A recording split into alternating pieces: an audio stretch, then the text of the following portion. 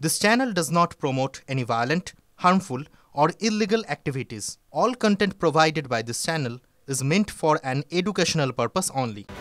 বেঙ্গালুরু আহমেদাবাদের পর এবার কলকাতাতেও HMPV আক্রান্তের হদিশ পাওয়া গিয়েছে। যেটা শুরুতেই বললাম আপনাদের, বেঙ্গালুরু আহমেদাবাদের পর কলকাতাতে আক্রান্তের হদিশ, কিন্তু এক্ষেত্রে ট্রাভেল হিস্ট্রি নেই, কার্ড দেহে পাওয়া গিয়েছে। জানবো, আমার সহকর্মী সৌরভ রয়েছেন আমার সঙ্গে। সৌরভ, এই ভাইরাসের হদিশ কলকাতাতে, কিন্তু ট্রাভেল হিস্ট্রি নেই বলে জানতে পারা যাচ্ছে। এক্স্যাক্টলি কার শরীরে কিভাবে কি এখনো পর্যন্ত তথ্য মিলছে? শুভজিৎ, দেখো, এই তথ্য সবচেয়ে যিনি ভালো দিতে পারবেন সেই শিশুর, এই যে 5 মাস 2 দিন বয়স যে শিশু, মাস দুয়েক আগে কলকাতার পঞ্চশায়ারের একটি বেসরকারি হাসপাতালে চিকিৎসাধীন ছিল এই শিশু। সেই শিশু যার দেহে HMPV পাওয়া গিয়েছিল, তার যিনি চিকিৎসা করেছিলেন ডক্টর সহেলি সেনগুপ্ত, ডক্টর সহেলি দাশগুপ্ত, তিনি পেডিয়াট্রিক সিসিও স্পেশালিস্ট আমার সঙ্গে রয়েছেন। ডক্টর সহেলি, প্রথমেই জানার চেষ্টা করব, এই যে শিশুটি আপনাদের হসপিটালে কিভাবে এলো, তারপর কিভাবে পুরো বিষয়টা ডিটেক্ট হলো? এই বাচ্চাটি আমাদের কাছে নভেম্বর মাসে আসে, মানে আমার ক্লিনিকে আসে। ওরা মুম্বাইতে থাকে এবং ওরা যেদিন ফ্লাইটে করে কলকাতাতে আসে, ওদের কলকাতায় বাড়ি। আসার পর থেকে ওর ভীষণ হাইগ্রেড ফিভার বাচ্চাটার, তার সাথে লুজ টুল আর ভমিটিং হচ্ছিল। তো আমরা সিমটোম্যাটিক ম্যানেজমেন্ট করছিলাম, বাট তারপর দেখা গেল ওর কাশি শুরু হয় ডে 2 থেকে, এবং কাশির পরে খুব শ্বাসকষ্ট শুরু হয়।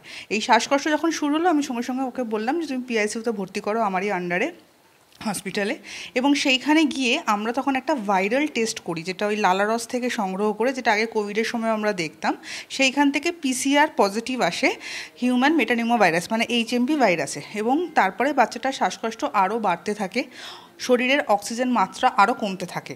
তো তখন আমরা ওকে একটা ব্রিদিং সাপোর্ট, যেটাকে বলি হাই ফ্লো নেজাল ক্যানুলা বা HFNC, সেখানে আমরা দিই। এবং সেটা দেওয়ার পরে 72 থেকে 96 ঘন্টার পর আস্তে আস্তে দেখি আমরা এই সাপোর্টিভ ম্যানেজমেন্ট করে বাচ্চাটা আস্তে আস্তে ICUর বাইরে যায়। 7 দিনের মাথায় আমরা ICU থেকে ওকে বের করি, তারপর 2 দিন 3 দিন ওয়ার্ডে থাকে, তারপর বাড়ি যায়। বাচ্চাটা এখন একদম সুস্থ আছে।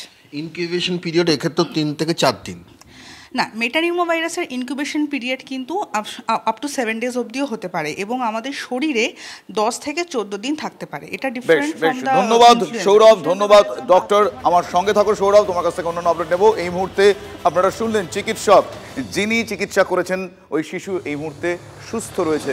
আমরা আবারও বলছি, খবর, ঘটনা এটা দেখানোর জন্য, আপনাদেরকে সতর্ক করার জন্য আমরা এই খবর সম্প্রচার করলাম।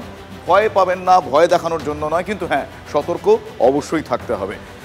এরপর পাসপোর্ট জালিয়াতি কাণ্ড, এবং পাসপোর্ট জালিয়াতি কাণ্ডে আব্দুল হাই, সে আব্দুল হাইকে পাকড়াও করা হয়েছিল, আপনারা জানেন, প্রাক্তন পুলিশ কর্তা। কিন্তু আব্দুল হাই একা নয়, এই চক্র বিস্তৃত।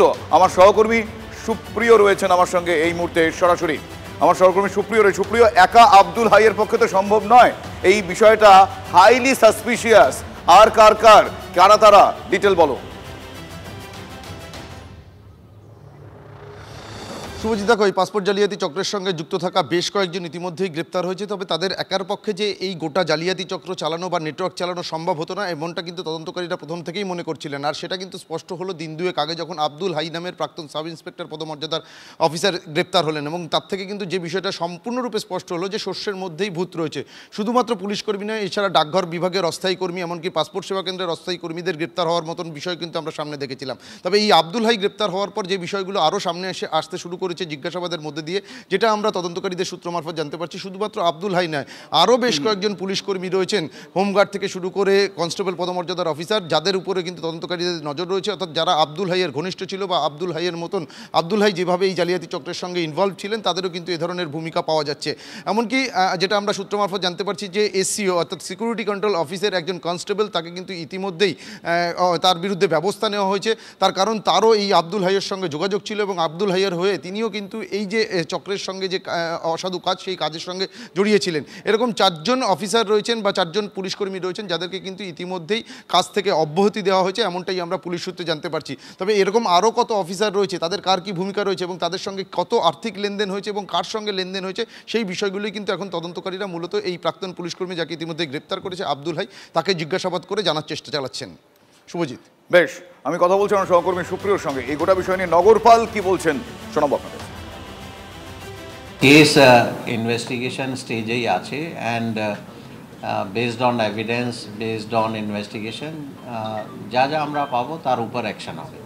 যারা যারা ইনভলভ আছেন সবারই অ্যাগেনস্ট অ্যাকশন হবে।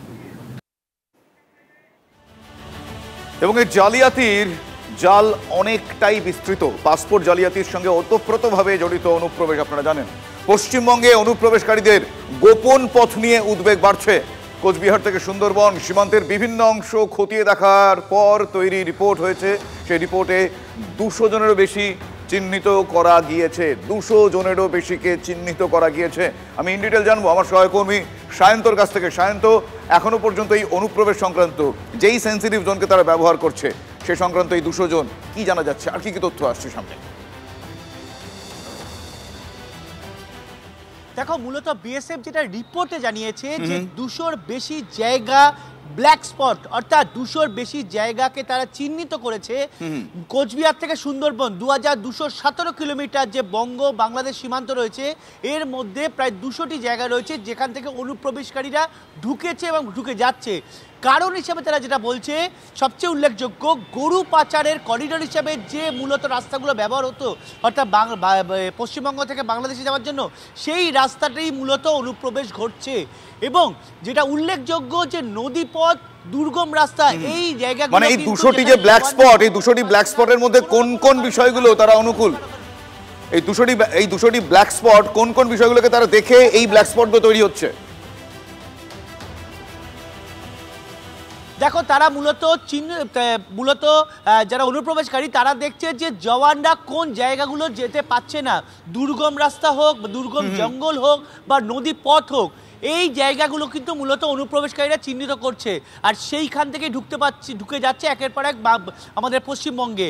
অন্যদিকে বিএসএফ যেটা মনে করছে যে জওয়ানরা ওই জায়গায় পৌঁছতে পারছে, অর্থাৎ নদীর চোরাপথ হোক, চোরা স্রোত হোক বা দুর্গম জায়গা হোক, সেখানে পৌঁছতে পারছে না। কারণ সেই জায়গাগুলো এতটাই দুর্গম যে জওয়ানদের সেখানে থাকা বা দীর্ঘক্ষণ থাকা সম্ভবপর হচ্ছে না। সেটা কিন্তু বিএসএফ স্বীকারোক্তি করছে যে সব জায়গায় জওয়ান পাঠানো সম্ভবপর হচ্ছে না। কুয়াশার কারণে হোক, রাতের অন্ধকারে হোক, যেভাবে হোক, এই পথটাই বুঝতে পেরেছি। তার মানে নানাবিধ ফ্যাক্টর, সেই ফ্যাক্টরসগুলোতে 200টি ব্ল্যাক স্পট, যে ব্ল্যাক স্পটকে তারা ব্যবহার করছে।